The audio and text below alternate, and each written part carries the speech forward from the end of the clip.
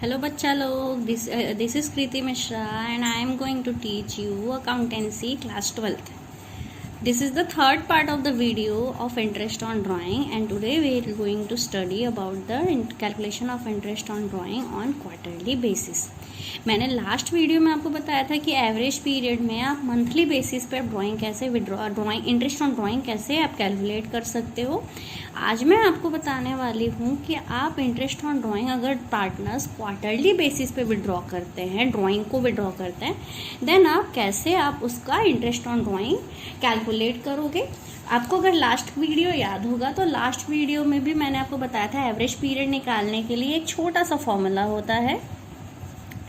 Average period equals to time left after first drawing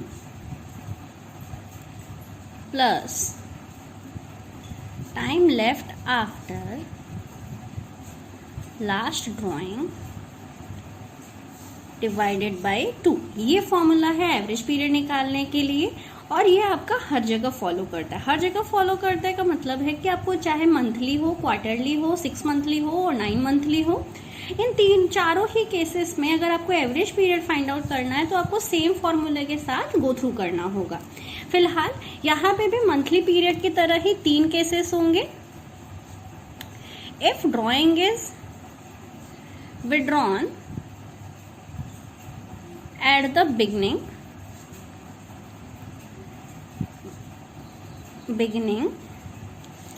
and if drawing is withdrawn at the end, and the last one, if drawing is withdrawn at the mid of each quarter. देखो बच्चा लोग, फंडा बहुत simple है. आपके एक साल में होते हैं 4 क्वार्टर. अगर मैं एक कैलेंडर ईयर को फॉलो करती हूँ, क्वार्टर मतलब क्या होता है 1/4, और अगर हम 12 को डिवाइड करेंगे तो हर मंथ आपका क्या हो जाएगा 12, यानी आपका एक साल. और एक साल को अगर मैं 4 से डिवाइड कर देती हूँ तो वो क्या हो जाएगा आपका 3 मंथ्स का आपका पेयर बन जाएगा. तो अगर मैं कैलेंडर ईयर फॉलो करती हूँ तो आपका क्वार्टर कुछ ऐसा बनेगा, Jan Feb March. This will be your first quarter. Likewise आपका अप्रैल, मई, जून, ये आपका होगा second quarter. Then July, August, September, ये आपका होगा third quarter. And the last quarter आपका होगा October, November and December. This one is your last quarter. Got it. अब आपको देखो करना ये है कि आपको सिंपली कैलकुलेट करना है कि फर्स्ट ड्राइंग के बाद क्या टाइम पीरियड बच रहा है, लास्ट ड्राइंग के बाद क्या टाइम पीरियड बच रहा है. अगर beginning of the each month को फॉलो करते हैं, फॉर्मूला सेम है. फॉर्मूला मैं दोबारा से नहीं लिख रही हूँ. फॉर्मूला आपका ऊपर वाला ही है, time left after first drawing plus time left after last drawing divided by 2.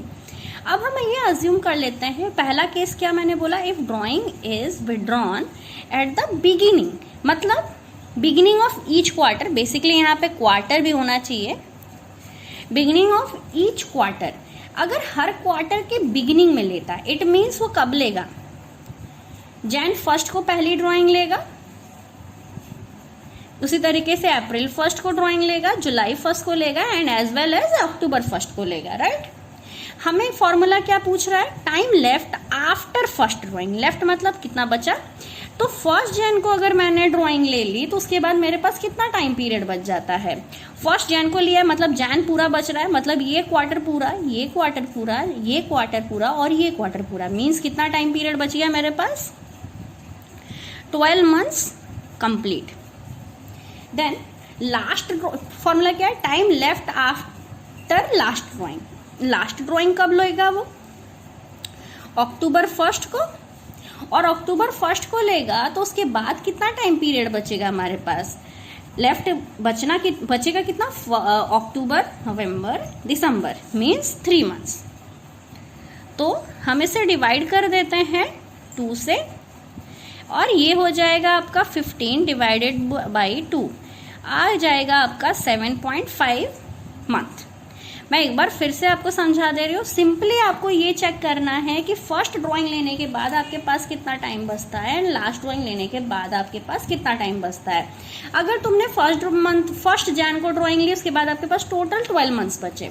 31 दिसंबर आपकी लक्ष्मण रेखा है, उसके बियॉन्ड नहीं जाना है। फर्स्ट अक्टूबर को ड्राइंग ली, उसके बाद कितना टाइम पीरियड कितना बचा, अक्टूबर, नवंबर, दिसंबर। अब इसी तरीके से आते हैं at the end of each month. अब एंड ऑफ ईच मंथ में वो कब लेगा ड्राइंग? फर्स्ट ड्राइंग अपनी वो 31 मार्च को लेगा, उसी तरीके से जून 30 को लेगा, सितंबर 30 को लेगा एंड दिसंबर 31 को लेगा। फॉर्मूले के अकॉर्डिंग मुझे 2 चाहिए, first and the last one.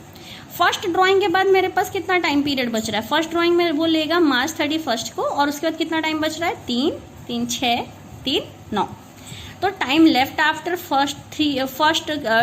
Time left after first drawing कितना बचा? 9 मंथ्स। देन दिसंबर 31 को ले रहा है, और दिसंबर 31 ही आपकी लक्ष्मण रेखा है। इट मीन्स ये हो गया आपका 0 मंथ। डिवाइड बाय आप करोगे 2 and it will be your 4.5 months. ये वाला आपका एट द मिड वाला या मिडल वाला थोड़ा सा ट्रिकियर वन है। Trickier one in the sense कि देखो, Jan to March, April to जून,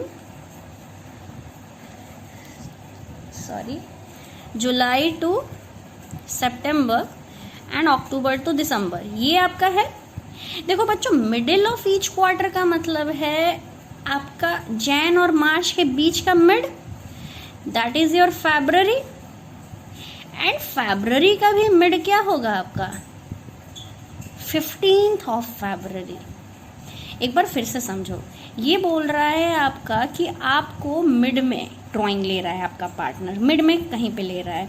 तो एक क्वार्टर का मिड तो उसका मिड मंथ हो गया, जो कि हमारा हो गया फैब, या यहाँ पे हो जाएगा मई, यहाँ अगस्त, यहाँ पे नवंबर।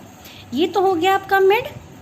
बट उस मिड में भी मिड कौन सा होगा? मंथ का मिड कौन सा होगा? 15th of Feb. तो अब अगर हम time left after first drawing को कैलकुलेट करते हैं तो ये कुछ ऐसे निकल के आएगा आपका।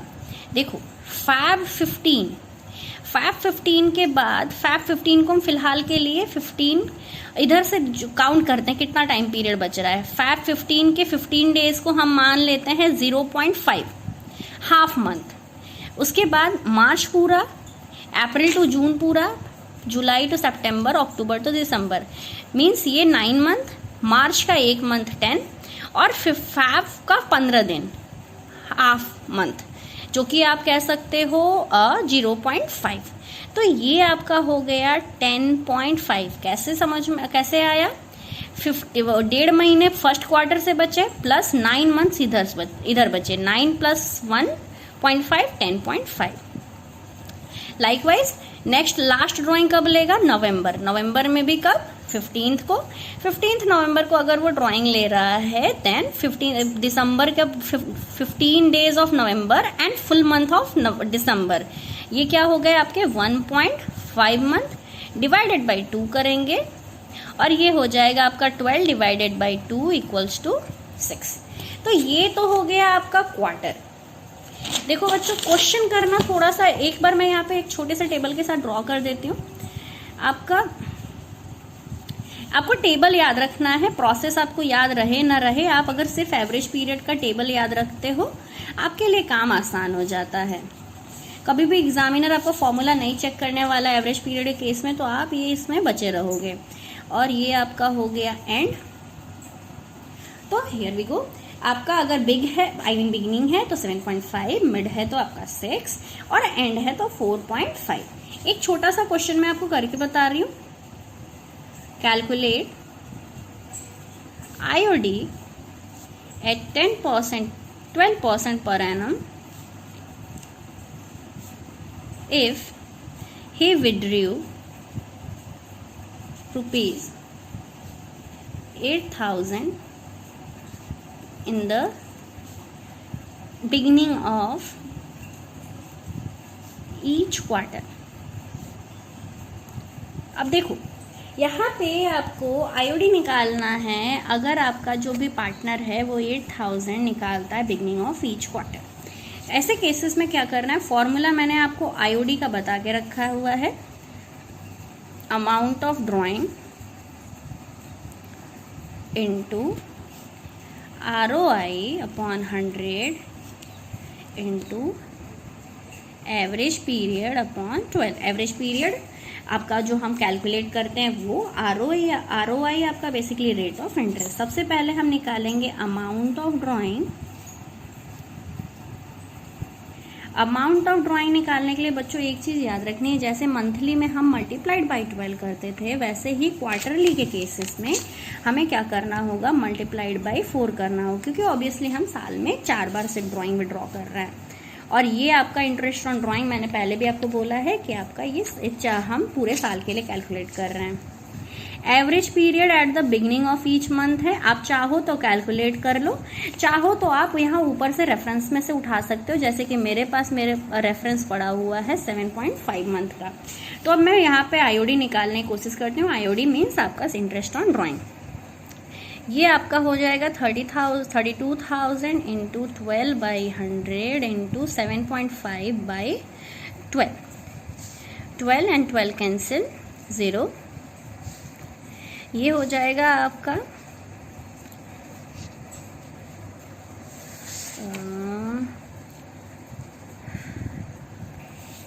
हाँ, तो ये आपका 32 into 7.5 320 into 7.5 and results into 2400।